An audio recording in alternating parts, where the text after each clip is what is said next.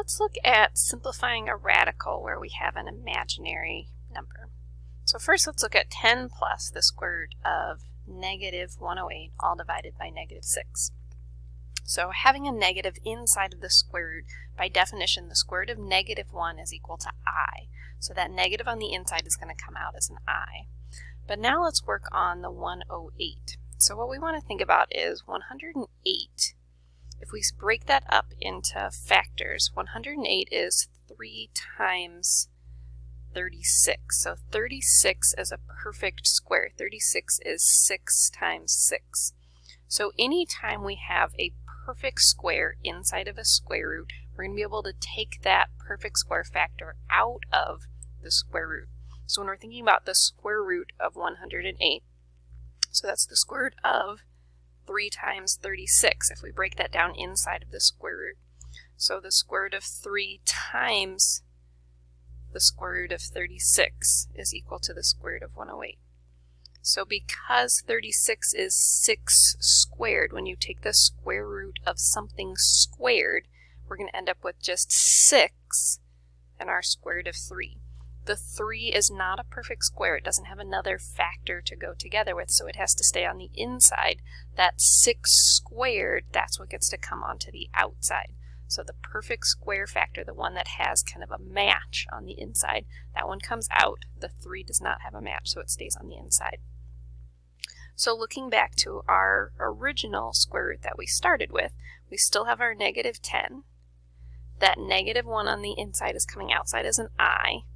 The 36 is coming out as a 6. We have 6i square root of 3 all over negative 6. But negative 10, 6, and negative 6 all have a common factor.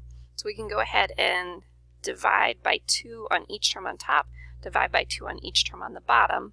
So our simplified answer is going to be negative 5 plus 3i root 3 all over negative 3. So we don't divide anything into the square root, we're just simplifying that factor of 6 that's out in front. Let's try again. So 12 plus the square root of negative 405 all over negative 6. So again, that negative on the inside is going to come outside as an I, but now let's think about 405. A little bit larger number, so if you head to your calculator, we know that it must be divisible by 5 since it ends in a 5. And it turns out 405 is 5 times 81. So 81 is a perfect square, 9 times 9.